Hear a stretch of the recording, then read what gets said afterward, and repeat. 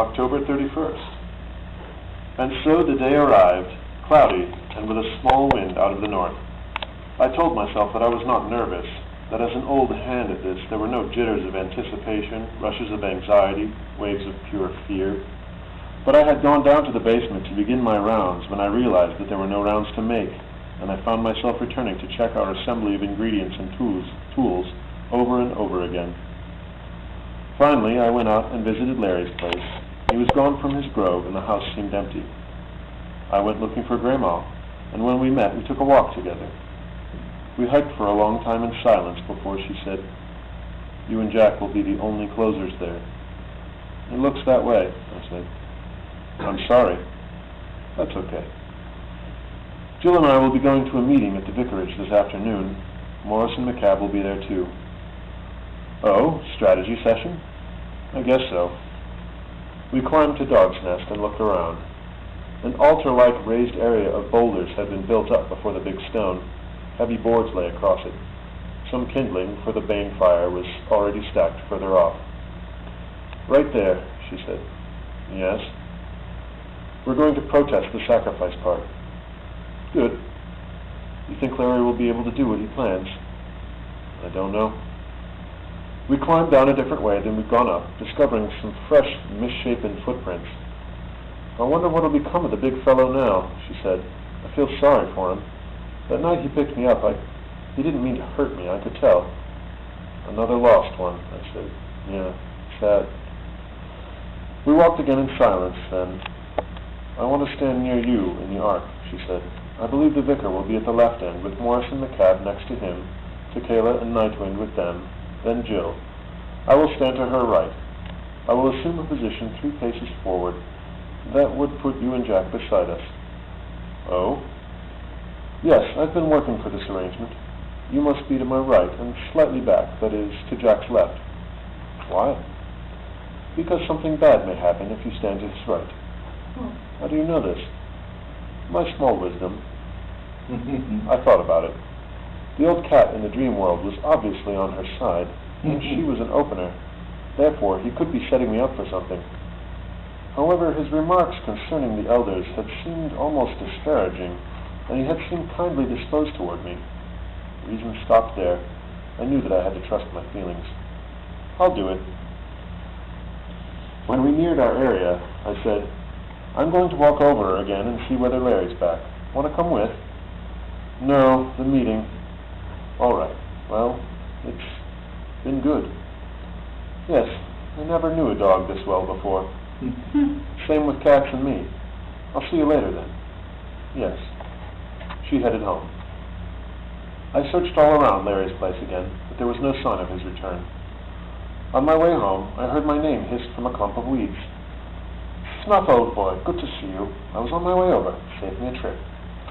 "Quicklime, what have you been up to?" "Hanging out in that orchard, eating the hard stuff," he said. "Just stopped by for a quick one on the way over." "Why were you coming to see me?" "Learned something. Wanted you to know." "What?" I asked. "I picked up a bad habit from Rastov, I guess. Look at me. I feel like I'm shedding my skin." "You're not." "I know. But I really liked him. When I left you, I headed for the orchard and just started eating the old fermented ones. It was snug with him. I felt like somebody needed me. The fruit's almost gone now. I'll come around. I'll be all right. But I'll miss him. He was a good man. The vicar got him. That's what Nightwind told me. Wanted to narrow the field. That's why the Count disposed of Owen, to send the vicar a message. You'll get the vicar, won't you?" "Quick, I think you've had too much. Owen was killed after the Count was staked." "Clever, isn't he? That's what I was coming to tell you about. He fooled us. He's still around." "What? How?" "When I reached the peak of my indulgence the other night," he replied, "I suddenly felt terribly lonely. I didn't want to be alone, so I went looking for someone, something, lights, movement, sounds. I went over to the gypsy camp, which was perfect. I curled up beneath a wagon, planning to spend the night there and sleep it off. But I overheard parts of a conversation from the wagon, which led me to make my way up between its floorboards. I had chosen the wagon, and a pair of guards were in it. Sometimes they'd speak in our own tongue, sometimes in English. The younger one wanted to practice. I spent the night in there instead of below. but I learned the story. I even found an opening that gave me a view of the casket. He's with the gypsies. Yes, they guard him by day as he sleeps, guard the casket at night while he's away. So he faked it, I said.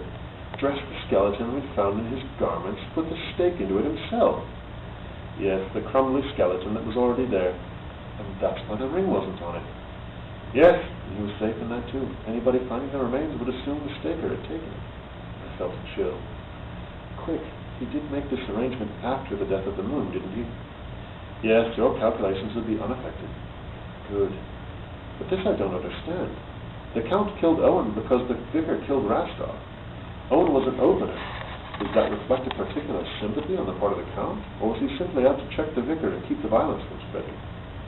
I don't know. Nothing was said on the matter. I growled softly. This is a complicated one, I said. Agreed. Now you know everything I do. Thanks. You want to come with me? No, I'm really out of the game. Good luck. Luck, quick. I heard him slither off. It rained a little that afternoon and stopped shortly after sunset. I went outside to look for the moon, and Bubo came with me. The clouds still veiled her, however, and all we could see was the big area of brightness she shed to the east. The wind blew chill. So this is it, Bubo said. By morning it will all be decided. Yes. I wish you could have been playing all along. I wish on the moon, I said. It may be true. You have been playing, in a way. You've traded information. You've watched things develop, same as the rest of us. Yes, but I didn't really do important things like the rest of you. It's mainly the little things, all added up, that give us the final picture, that make the difference. I suppose so, he said. Yes, it was fun. Do you think, could I possibly come with? I'd like to see it happen, however it goes. I'm sorry, I said. We couldn't be responsible for a civilian, too. I think it's going to be a rough one. I understand. I guess you'd say that, but I had to ask. I left him there after a time, watching the sky. The moon still hidden. And so, we left before midnight, of course. Jack and I, he in a warm coat and carrying a satchel containing the equipment. Under his other arm he bore a few small logs for the fire. We left without bothering to lock the door. The sky was beginning to clear overhead, though the moon was still masked. There was sufficient light just from its blow-through, however, to show our way clearly. There was a chill, damp breeze at our backs. Soon, Dog's Nest was before us, and Jack decided we should circle it and mount its eastern slope. We did that, and as we came in sight of the top, a small glow was already apparent off in the circle toward the stone with the inscription. Moving nearer, we saw that Vicar Roberts and Morris and McCabe were tending a small fire they had obviously just gotten going, nursing it to achieve greater comfort. The vicar's ear was unbandaged now, and light showed through two high perforations in it. The heap of kindling was much larger than when Greymalk and I had been by earlier. The Bane fire is a necessary part of our business. It goes all the way back into the misty vastness of our practices. Both sides require it, so in this sense it is a mutual instrument. After midnight it comes to burn in more than one world, and we may add to it those things which enhance our personal strengths and serve our ends. It attracts otherworldly beings sympathetic to both sides, as well as neutral spirits who may be swayed by the course of the action. Voices and sights may pass through it, and it serves as a secondary, supportive point of manifestation to whatever the opening or closing object may be. Customarily, we all bring something to feed it, and it interacts with all of us throughout the ritual.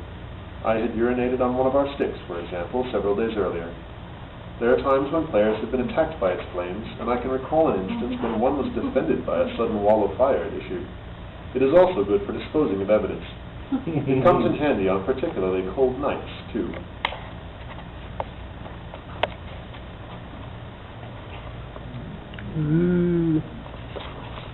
Good evening, Jack said as we approached, and he added his contribution to the woodpile.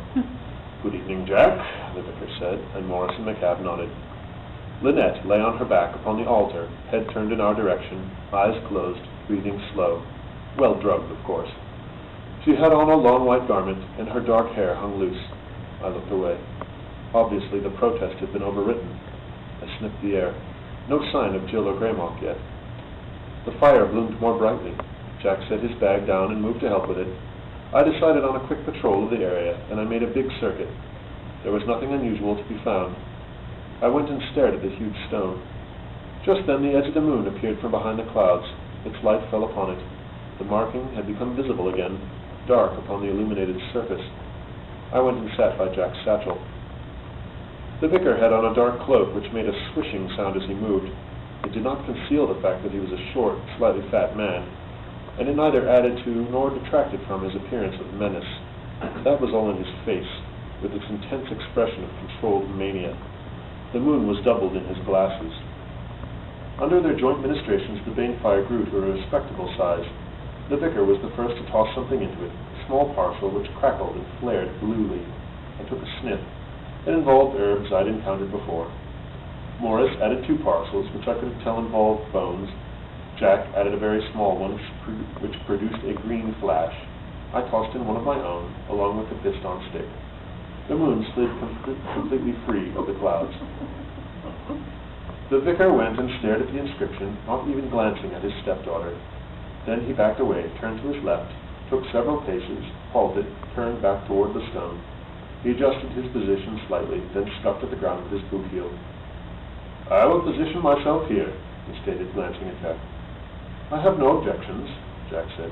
"Your associates will be to your right, I presume." "That was what I had in mind. Morris here, McCabe to his right, then Jill," he said, gesturing. Jack nodded, just as a dark shape swept past the face of the moon. Moments later, Nightwind dropped out of the sky, coming to rest atop the woodpile. "Hello, Snuff," he observed. "Care to switch?" "No, thanks. Yourself?" He did one of those unusual rotations of his head. "I think not, especially when we outnumber you in all respects." Shortly, Tequila swept in with a caw, landing on the vicar's left shoulder. "Greetings, Nightwind," he said. "A good game to you, sister." She looked at me and looked away. She said nothing. Neither did I. Everyone added more kindling and more ingredients to the fire. Finally, a pair of fairly large logs were set upon it. Many colored flames played about them, and soon the logs darkened and the fires danced upon their surfaces. A mixture of odors reached me as powders, bones, herbs, fleshy samples of anatomy, both human and other, were added. A few vials of liquid were also dumped upon it, to smolder and produce heavy, crawling ropes of smoke, to flare brightly, briefly. Within the crackling, I seemed to hear a subliminal whispering begin. I heard Jill's footsteps mounting the northern slope long before she appeared. When she did, she was hard to distinguish against the night for several moments, as she had on a hooded black cloak over a long black dress. She looked taller, more slim, and she carried Greyhawk, though she set her down immediately when she achieved the level area. "Good evening," she said, in general. All 4 men responded. "Hi, Snuff," Greyhawk said, coming up beside me. "It's a good fire already." "Yes. As you can see, you were overridden." "Did you find Larry?" "No." "Oh my." "There is a backup plan," I said, and Nightwind came by just then to greet Greyhawk. I felt a strong desire to howl at the moon. It was such a howlable moon. But I restrained myself. The smell of incense reached me. Jill had just begun casting parcels into the Bane fire. The moon moved nearer to mid-heaven. "How will we know when it is time to begin?" Greyhawk asked me. "When we can talk with the people." "Of course. How's your back?" "It's all right now. You look fit." "I'm fine." We watched the fire for a time. Another log was added, and more packets. The smells became a sweetly seductive bouquet. The flames leaped higher now, changing colors regularly, flickering in the wind. Sharp, tinkling musical sounds came sporadically from their midst, and the sounds of voices rose into and out of audibility. Looking away from it, my gaze was attracted by a new light source. The inscription was beginning to glow. Overhead, the moon had reached mid-heaven. "Jack, can you hear me?" I called. "Loud and clear, Snuff. Well met by moonlight. What's on your mind?" "Just checking the time," I said. Suddenly, Nightwind was talking to Morris and McCabe, Tequila to the vicar. "I guess it's time," Greyhawk said, "to take our places." "It is," I replied. She went off to collect Jill, who was tossing a final packet into the fire. The air was distorted above its colored flames now, as if it were burning in more than one place simultaneously, and in the shimmering area just about it, one could catch glimpses of some of those other places. From somewhere to the north, I heard the howl of a wolf. The vicar went and stood at the spot he had indicated. Morris and McCabe moved to take up their positions to his right. Nightwind stood atop a rock between them. Then Jill moved to stand beside McCabe, Greyhawk next to her, but 3 cat paces forward. I went and stood near her, Jack to my right. The line was bowed, out away from the big stone, with Jack and the vicar across from each other. Lynette dozed on the altar about 10 feet in front of me. From somewhere within his cloak, the vicar removed the pentacle bowl which he placed on the ground before him. Then he withdrew the Alhazred icon, which he propped against a rock to his left, facing the glowing stone. Nightwind moved to a new position, back behind the pentacle. The openers always begin things, as the closers' work is purely reactive. Jack's satchel to his right was already open from the removal of various ingredients for the bane fire, but he leaned and spread its mouth fully for easy access. McCab knelt and spread a piece of white cloth upon the ground before him. As it was windy, he weighted its corners with small stones. Then, from an ornate sheath which hung from his belt beneath his jacket, he drew a long, thin blade which looked to me like a sacrificial knife, and he placed this upon the cloth pointed toward the altar. Then the moon went out. We all looked upward as a dark shape covered it, descending, rushing toward us. Morris shrieked shrilly as it fell, changing shape as the dark veils swam about it. And then the moon shone again, and the piece of midnight sky which had fallen came to earth beside Jack, and I saw that vision-twisting transformation of which Greymoth had spoken. Here, there, a twist, a swirl, a dark bending, and the Count stood at Jack's side, smiling a totally evil smile. He laid his left hand, the dark ring visible upon it, upon Jack's right shoulder. "I stand with him," he said, "to close you out." Vicar Roberts stared at him and licked his lips. "I would think one of your sort more inclined to our view in this matter," the vicar stated. "I like the world just the way it is," said the Count. "Pray, let us begin." The vicar nodded. "We shall," he said, "to its proper conclusion with the gate thrown wide." The Count tossed a twig and a small parcel into the flames.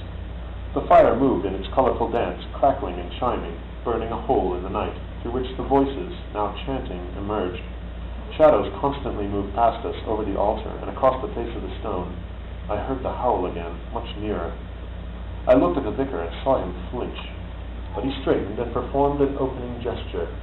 He spoke a word of power, deeply, slowly. It hung in the air and resonated afterward. The inscription on the stone began to glow a little more brightly, and now, very faintly, I could discern the formation of the door-like rectangle come to frame it, that configuration which earlier had sucked Greymoth and me through to our dream world adventure. The vicar repeated the word, and the rectangle came clear. Within the chanting, I could now hear faintly, "Ya Shobnigura," being repeated as if in response. Ahead of me, Greymoth had risen to her feet and was standing very stiffly. The vicar turned then, rather than proceeding to the next phase, and moved slowly to the cloth on which the sacrificial blade rested. To his rear, I noted that the Alhazred icon had also begun to glow. He knelt and raised the blade with both hands, bringing it to his lips and kissing it. Then he rose and turned toward the altar, Tequila still upon his shoulder. And there came a movement from my right, beyond Jack and the Count. Another dark shape was moving to join us. The vicar had taken but a single step ahead when a great gray wolf moved into the firelight and rushed past him toward the altar. Larry Talbot had arrived, apparently in reasonable control of his faculties. He seized hold of the girl's left shoulder with his teeth and dragged her down from the altar. With that rapid backing motion I had seen him employ before, he dragged her quickly before us toward the north, whence he had come, to my right. The report of a gunshot filled the air, and Larry staggered, a dark blot appearing and spreading high upon his left shoulder. The vicar held a smoking revolver pointed in his direction. Larry continued moving almost immediately, however, and the vicar fired again. This time there was blood on the top of Larry's head, and he uttered a moaning sound as his jaws fell open, and Lynette dropped to the ground. Larry slumped forward then, and the shifting of firelight and shadows swam over him. The chanting continued, "Ya Shobnigura," against the strange music. The vicar pulled the trigger again. There followed a clicking sound from the pistol, but no discharge. Immediately he drew it near and worked the hammer. Suddenly, as he released it, there was a sharp report, and the round kicked up dirt near the south end of the altar. The vicar hurled the weapon to the ground, perhaps having only cast 3 rounds. Homemade bullets. "Get her back on the altar," the vicar ordered. Morris and McCab immediately departed their positions and moved toward the supine girl. Larry's sides were still heaving heavily, and his eyes were closed. There was a lot more blood on his head, neck, and shoulder now. "Stop," the Count said. "Players are forbidden to move a sacrifice once the ceremony is in progress." The vicar stared at him. Morris and McCab halted, looking back and forth from the vicar to the Count. "I never heard of such a restriction," the vicar said. "It is a part of the tradition," Jack stated.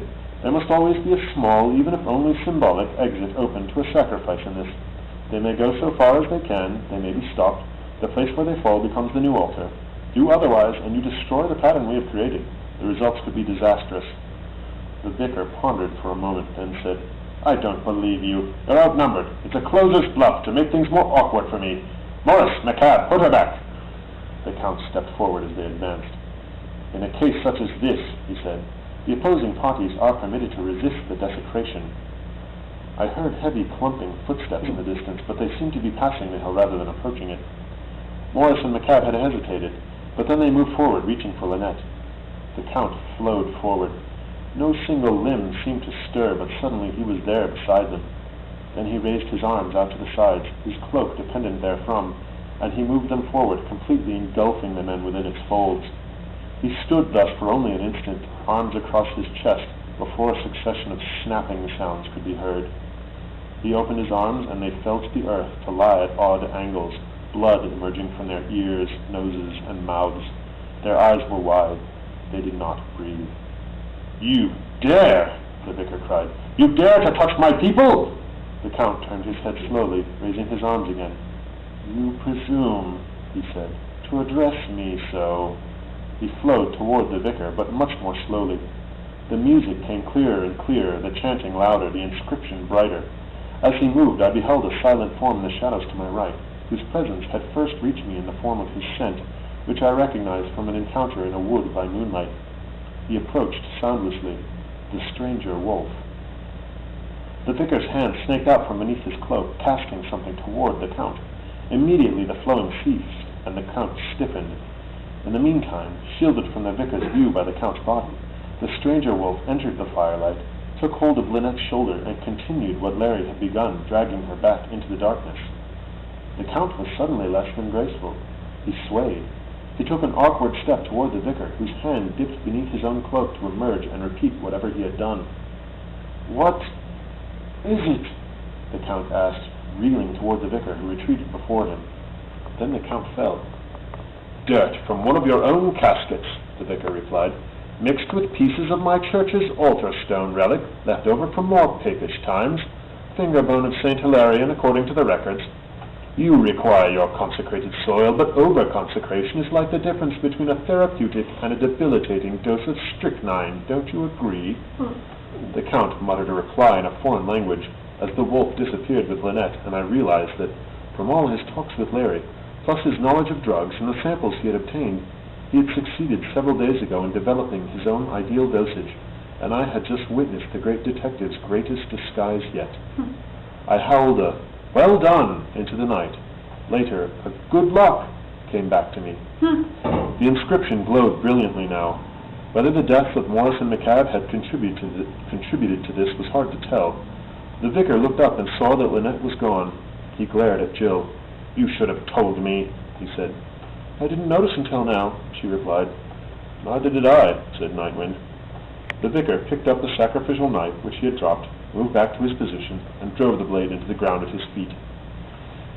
He straightened then, repeated the word of power, and said another. Immediately his face became the snouted, tusked visage of a boar with a shredded ear. This lasted for perhaps a minute before Larry's eyes opened.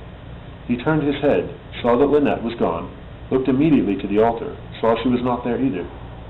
He tried to rise, failed. I wondered how serious his condition was. True, there was a lot of blood, but head wounds are often that way. Even a silver bullet still has to hit something major. Larry tried to crawl forward, succeeded in moving perhaps half a foot, paused, and panted. The vicar spoke another word. Greymalk was suddenly striped like a small tiger. This too passed quickly.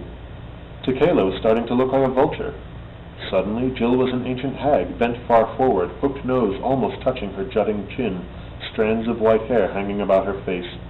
I glanced at Jack and saw that he suddenly wore the shaggy head of a great brown bear, yellow eyes staring forward, saliva running from the corners of his mouth. Looking downward, I saw that my fur was blood red and moist, and I felt as if horns jutted from my brow. I had no idea what I might resemble, but Greymalk drew back in alarm. The boar spoke again, and the word rang like a bell in the chill air. The Count was suddenly a skeleton wrapped in black. Something unseen passed high overhead, laughing like a demented child. Pale mushrooms sprang up all about us, and a shifting of breezes brought me sulphurous scents from the fire. A green liquid flowed outward from that blaze, spreading in bubbling streams. The chanting now seemed to contain all of our names. McCab had become a woman whose painted face began to peel off in long strips. Beside him, Morris was now an ape, his long hairy arms reaching to the ground, and he leaned to rest upon his knuckles. His mouth was opened wide, showing an enormous expanse of teeth and gums. Larry was now a bleeding man, sprawled upon the ground. The air before us shimmered and became a mirror, giving this entire prospect back to us. Then our reflected heads detached themselves and drifted leftwards. It was a strange feeling, passing out of one and into another, for I seemed unmoved, though I felt the sudden weight of the bear head, saw the hogs drift by to settle upon Jack's shoulders.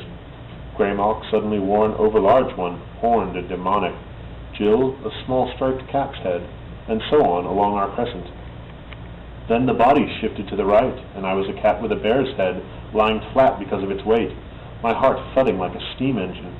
Jack had become a boar-headed demon. Again the laughter rang from overhead. If I were not my body or my head, what was I, sprawled there amid the mushrooms and the stench, another wave of chanting rolling in my ears. Illusion. It must all be illusion, mustn't it? I never knew before, and I still don't know. The mushrooms blackened, shriveled, and fell when the hot green flow reached them. Our images in the mirror wavered, became splashes of our dominant colors, flowed together. I looked downward again, but everything was hazy.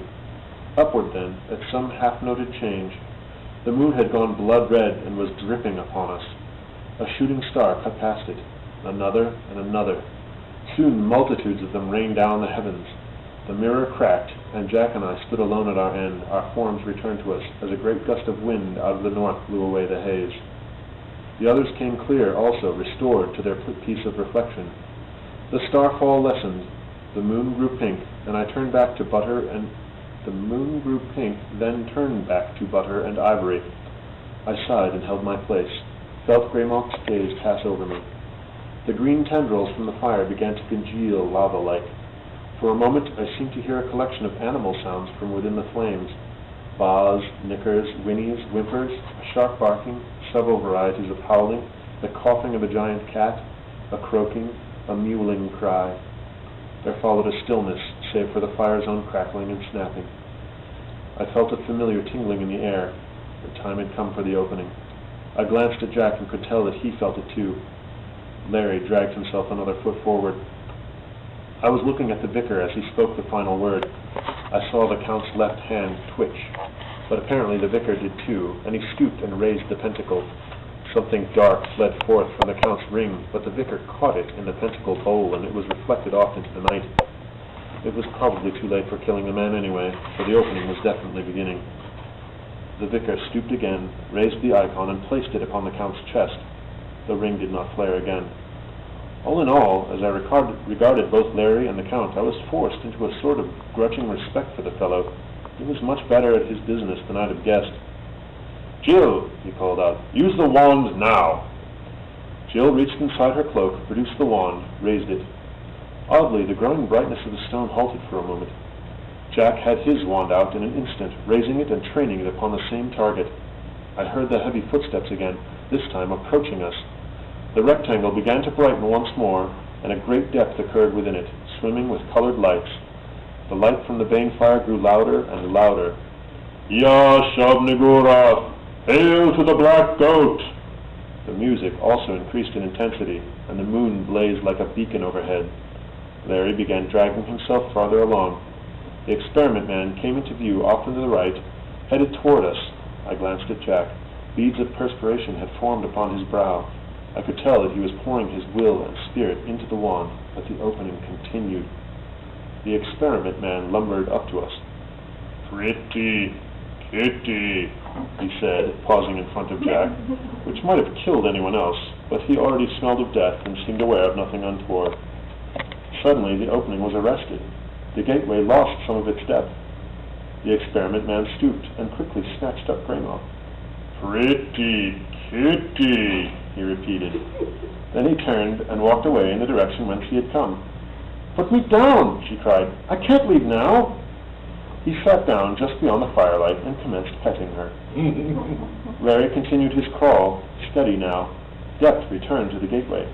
I thought I saw a tentacle stir within it. Then something large and amorphous seemed to be drifting our way. "This isn't working well," I heard a small voice say. I sought its source. Bubo's head had emerged from the left side pocket of Jack's coat. "Bubo, what are you doing here?" I asked. "I had to see it," he said, "to learn whether what I'd done was right. I'm not too sure now." Yes, it was a tentacle, extended from the dark approaching mass, reaching for the gateway. "What do you mean?" I asked. "I'm a pack rat," he said. "I thought you were outnumbered and outgunned, and I wanted your side to win, so I did the only thing I know how." "What?" I asked, already beginning to guess. The dark mass was much nearer, and I smelled a deep reptilian musk. The experiment man had put down Greymock and risen. He was approaching us again. Larry had moved much further to my left. A tentacle emerged from the gateway, groped about, located Morris's right foot, wrapped about it, dragged him back inside. A moment later, returned from a cab. Slurping sounds followed. "I fixed it so they defeat themselves after they disposed of you," Bubo said. "How?" There were great masses of tentacles now, all of them writhing toward the gateway. "I sneaked about last night," Bubo said, "and I switched the wands." I seemed to hear the odd sounds of a cat's laughter. It's so hard to tell when they're smiling. The old cat hadn't been telling me to fetch a stick. Carpe baculum. Seize the wand. I sprang into the air, catching it in my teeth, twisting it out of Jack's grip. I could see the astonished expression on his face as I did so. A terrible wind began to blow past us. I heard the vicar cry, "No!" Tequila sprang up from his shoulders, wings beating. Turning my head, I saw that the gateway was closing. There followed a roar Growler would have been proud of as Larry leapt upon the vicar. They rolled upon the ground, passing right over the Count, knocking the icon from his breast. Then the mighty wind caught them, and they were carried up toward the closing gateway and on through it. Jill looked puzzled as she continued to wield the closing wand, hair and cloak streaming forward. Jack had braced himself. Then his arm moved, hand dipping into the satchel and out, emerging quickly, casting the wine bottle of slitherers into the gateway to gunk it up. He grinned at me. "Any port in a storm," he observed. I felt the wind pushing me forward. Nightwind was trying to get behind a rock. Then the experiment man came up and halted before us, and the pressure was suddenly eased. "The Count?" he asked. Had Greymock sent him after our ally? "The man on the ground," I replied. "Take him away." He continued past us, swaying, but holding his own against the wind. He stooped and caught hold of the supine figure, raised it in his arms. I glanced at the gateway. It had already grown somewhat darker. The fire, scattered, flamed at a dozen small points, glowed for many more. A few of these faded and winked out as I watched. Jill stared at the wand that she held, and I could read the realization coming into her expression. I heard Greymock's voice from the shadows. "Come on," she called. "Let's get the hell out of here." Bubo had already ducked back out of sight into Jack's pocket as we moved to take her advice. A single note, as of a crushed crystal goblet, filled the air. The stone was blank again. Abruptly, the wind ceased. The voices had already died away. We made our way northward toward the slope. Overhead, the moon seemed enormous. "Let's go," Greymock urged, and we came up beside her. And she was right. The hilltop would remain dangerous till dawn. I turned and looked back in time to see the experiment man start down the southern slope carrying the Count. "Hi, cat," I said. "I'll buy you that drink yet." "Hi, dog," she said. "I think I'll let you." Jack and Jill went down the hill. Grey and I ran after. The end.